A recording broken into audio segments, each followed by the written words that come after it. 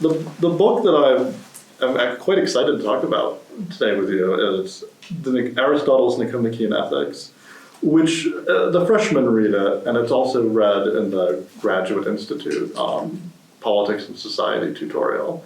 And I think it's a pretty regular selection for preceptorials as well, which are, I don't want to explain too much about it, but in junior and senior year, there's electives. So in this book, the beginning of it is probably one of the most memorable beginnings of any philosophical treatise. Let me read this. Every art and every inquiry, and similarly every action as well as choice, is held to aim at some good. Hence, people have nobly declared that the good is that at which all things aim.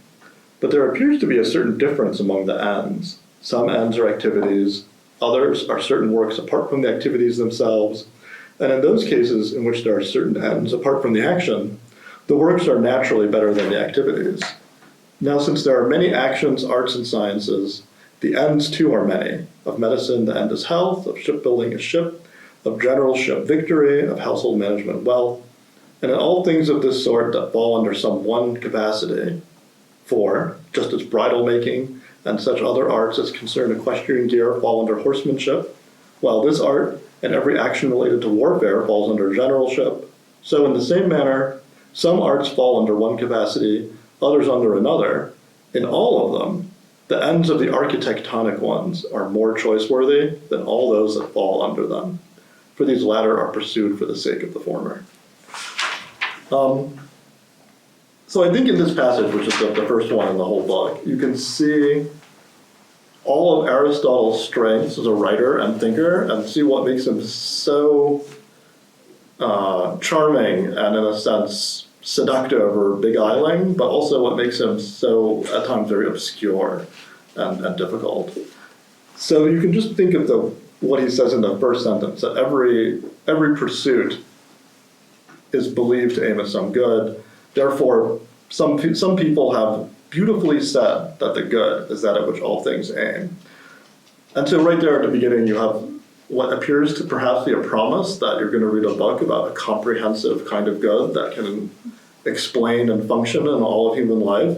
But what you actually get is a statement about the kind of multiplicity of our lives, that there are many different pursuits that aim at different goods. And some people have said that there must be one good that ties all of those goods together and makes them subordinate. But that's just a thing that some people have said. Now, it's people who are of the highest authority and who are admired, like Plato, but one can't take it at face value. So you can see Aristotle kind of hold something up, and you can take it for granted. But if you do, you're missing the possibility of having an investigation or inquiry into this very point, whether there actually is some good that ties all the multiplicity of goods together.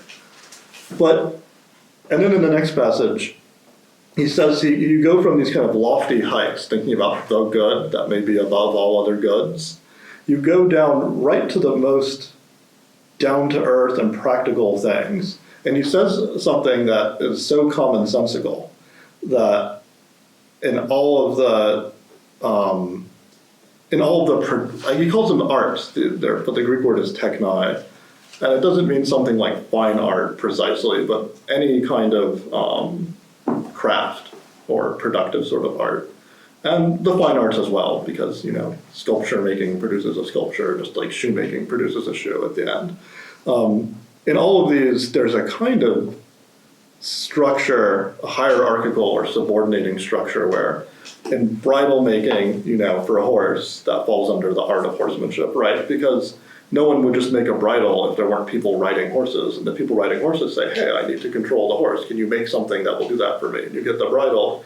But then he says horsemanship falls under generalship. It's part of the art of war. And he says, in all cases, the higher art, the architectonic one, which the word architect comes from, is more desirable than the lower ones. And I think that's true. No one would want a bridle if they weren't interested in horsemanship. But then I think that there's another question, which is, but do people only want horses because of warfare? That I think is not necessarily true. So on the one hand, there is something very commonsensical about this subordination and hierarchy within the actions, arts, and sciences, but it can be kind of questioned in particular cases. And just to put a few more cards on the table. So he said in this chapter that, horsemanship, that bridle making falls under horsemanship falls under warfare. And then in the next chapter, he says that all of these sorts of things, generalship, household management, rhetoric, they all fall under the political art. And therefore, the inquiry, that is this book, is a sort of political thing. So why does any of this matter? Why are we thinking about horses and horsemanship and the parts of horsemanship?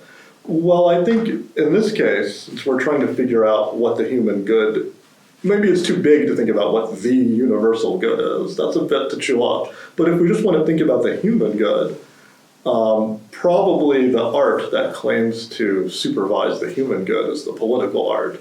The art that claims to organize human life and distribute things to people and point out certain ones as honorable and admirable and others as disgraceful and evil. This all sort of comes from the political art.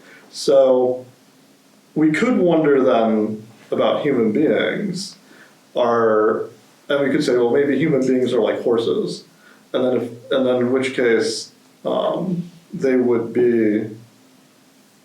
their existence would be sort of fully described and fully ordered and kind of exhausted in its possibilities by the political art. If we take this bridle-making, horsemanship, generalship, politics structure seriously. But just like we could raise a question about horsemanship, is it really fully subordinated to warfare?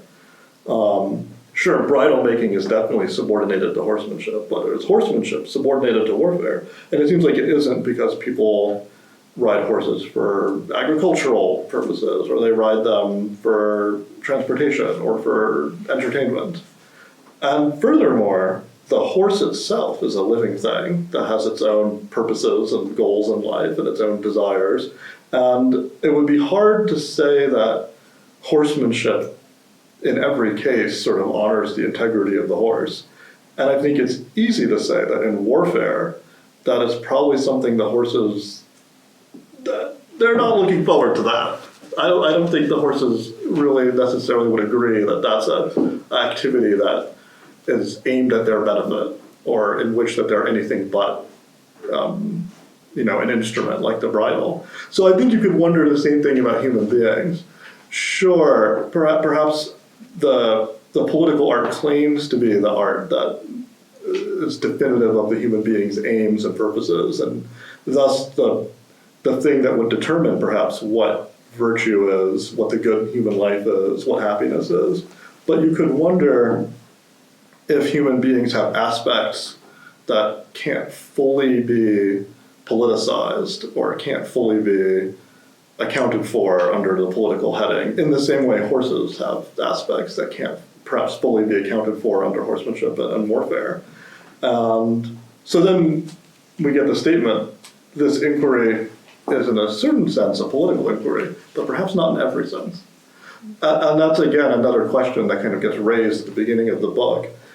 How much of this book has to be understood as looking at human beings as citizens, or as beings that are under the laws of their particular community, and how much is about human nature simply and what the human possibilities are in a kind of comprehensive sense.